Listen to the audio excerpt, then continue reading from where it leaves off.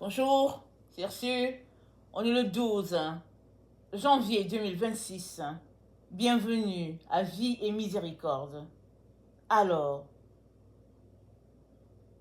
le sel et la lumière, c'est ce que vous êtes, dit le Seigneur. La question est celle-ci, le sommes-nous vraiment? Le sommes-nous vraiment? Alors, si tu n'as pas encore donné ta vie à Jésus, je viens t'encourager, n'est-ce pas, à faire la connaissance du roi des rois, le Seigneur des seigneurs, celui-là qui t'a aimé au-delà de tout.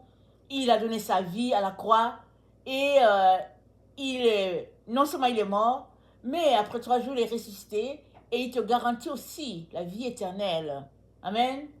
Tu deviens enfant de Dieu, tu hérites, n'est-ce pas, de la présence de Dieu à perpétuité si tu donnes ta vie à Jésus. Il te suffit d'ouvrir la bouche, de l'inviter en faisant des prières, une prière simple qui montre que tu veux de lui. Et il viendra. Il pardonnera tes péchés, tes erreurs, et il t'aidera à marcher désormais comme un enfant de Dieu. Amen. Et si tu lui donnes ta vie, alors une fois que tu donnes la vie, Jésus-Christ dit, tu es le sel de la terre, tu es la lumière du monde. Pourquoi? Parce que dès que tu donnes ta vie à Jésus, c'est Jésus-Christ lui-même qui vient habiter en toi. Et la gloire de Dieu est là. Même si ça vient de se passer, sache que c'est du tic au tac. Amen. Tu as juste besoin de croire ce qu'il dit. Et tu vas finir par voir toi-même son œuvre en toi. Amen. Alors ce qui se passe souvent, c'est que quand nous donnons notre vie à Jésus, nous-mêmes, nous constatons par nous-mêmes, c'est comme si nous sommes extérieurs et nous constatons le travail que Dieu fait en nous. Amen. Voilà un peu pour ce qui est de ceux-là qui veulent donner leur vie à Jésus. Mais si tu as donné ta vie à Jésus-Christ et ça fait un bout, alors le temps est venu de t'évaluer toi-même. Jésus-Christ a dit, on est le sel de la terre, on est la lumière du monde, mais est-ce que c'est ça qu'on est vraiment? Amen. En tout cas, moi, il arrive des moments où j'ai vraiment l'impression que c'est pas ça du tout. Parce que je me vois aller dans mes faiblesses et puis j'ai dit, ok Seigneur, j'ai tout l'impression que le ciel, il ne donne pas bien, j'ai tout l'impression que la lumière ne brille pas bien.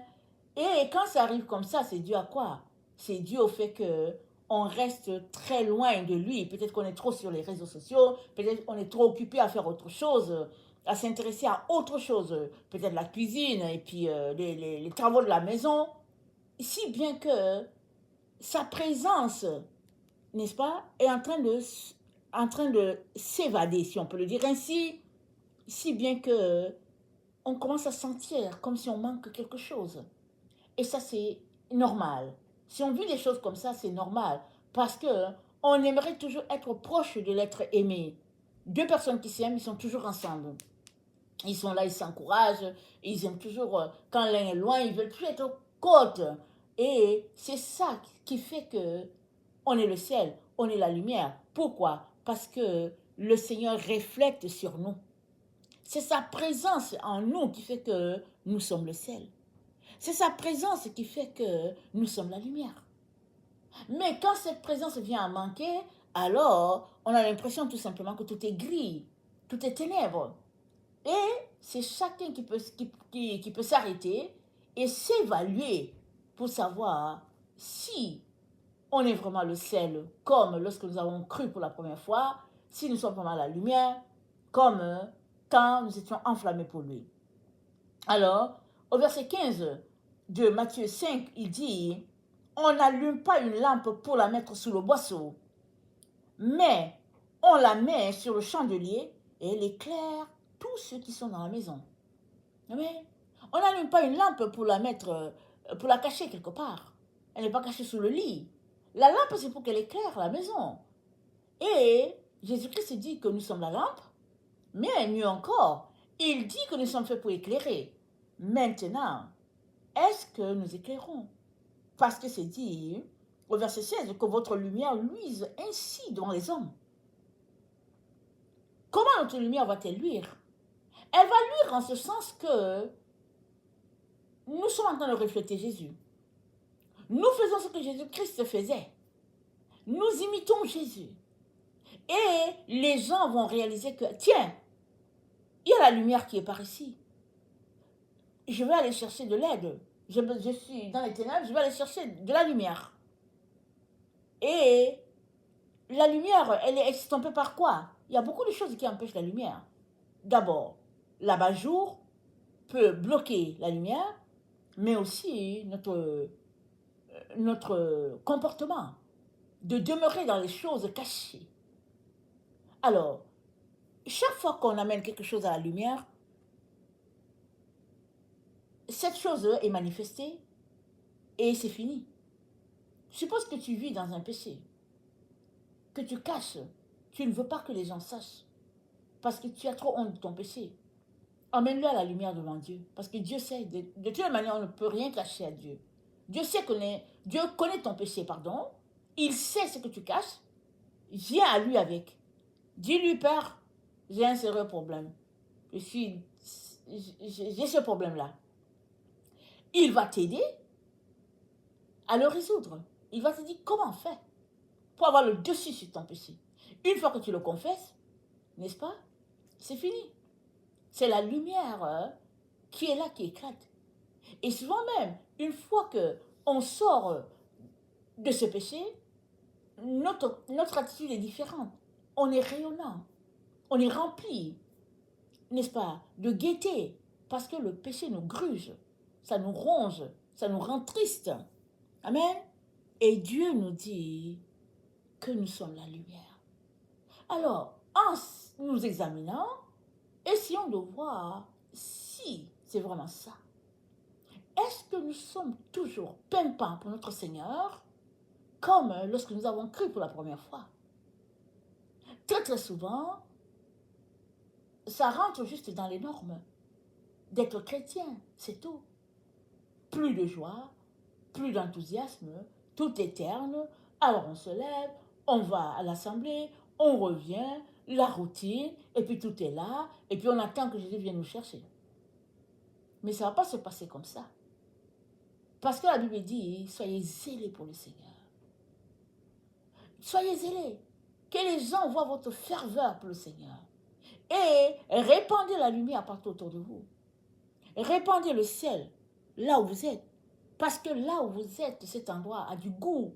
Ça a de la saveur. Pourquoi? Parce qu'un enfant de Dieu est là. C'est ça que le sel, c'est à quoi le sel sert? De donner du goût. Ben, souvent on peut exagérer, mais avec le Seigneur, on ne va jamais exagérer du sel que nous sommes. Parce que le sel que nous sommes, que Dieu pointe, c'est ça, la gloire de Dieu sur la terre. Et Dieu a pris, n'est-ce pas, quelque chose de vil, la terre dans laquelle nous habitons, parce que notre corps est de la terre, c'est pourquoi quand les gens meurent, ils retournent à la terre. Alors, Dieu a pris la terre pour venir habiter dans la terre. Il habite là. Et dans 1 Corinthiens 3, voilà ce qu'il nous est dit. C'est plutôt 2 Corinthiens 4, le verset 7. Ça dit, mais ce trésor, nous le portons dans des vases d'argile pour que cette incomparable puissance soit de Dieu et non de nous. Alors, la lumière éclaire à travers l'argile, et nous savons combien l'argile est épais, n'est-ce pas? C'est épais. C'est difficile que ça sorte à l'extérieur pour être vu. Mais le Seigneur dit que la lumière, elle est faite pour sortir. Elle est faite pour éclairer. Donc, peu importe combien le matériel est étanche, ici c'est la terre, ça doit briller. Parce que c'est ça, la gloire que Dieu nous a donnée, sa présence en nous. Amen. Alors, il est donc important, là où nous nous trouvons, de nous examiner, afin de retourner à la vérité si nous nous sommes égarés, et de savoir si nous avons abandonné notre premier amour. Amen. Ça arrive. Ça arrive que finalement, on se retrouve dans la routine et on fait les choses juste par habitude, parce qu'on a perdu l'entrain, on a perdu le zèle, et le Seigneur nous dit, ce qu'il a dit à l'Église de Sardes. Il dit, ainsi parle celui qui a les 7 esprits de Dieu et les 7 étoiles. Je sais tes œuvres, tu as du renom, tu as le renom de vivre, mais tu es mort. Sois vigilant, affermis le reste qui est près de mourir, car je n'ai pas trouvé tes œuvres parfaites aux yeux de mon Dieu. Souviens-toi donc de ce que tu as reçu et entendu, garde-le et répands-toi. Si tu ne veilles pas, je viendrai comme un voleur sans que tu saches à quelle heure je viendrai te surprendre. Alors, Dieu vient toujours nous surprendre, toujours et toujours. Mais si tu es quelqu'un qui veille, alors tu sauras à quel moment il est venu et tu recevras le message qu'il a pour toi. Voilà pourquoi le Seigneur dit que nous sommes le sel, nous sommes la lumière pour éclairer et puis pour répandre sa présence partout où nous nous trouvons. Alors je viens nous encourager à faire ce que le Seigneur nous demande, de nous réveiller. Alors réveillons-nous et puis veillons, cherchons sa présence et sa gloire va tout simplement changer nos vies. Amen. Que le nom de notre Dieu soit béni. Amen et alléluia. Amen.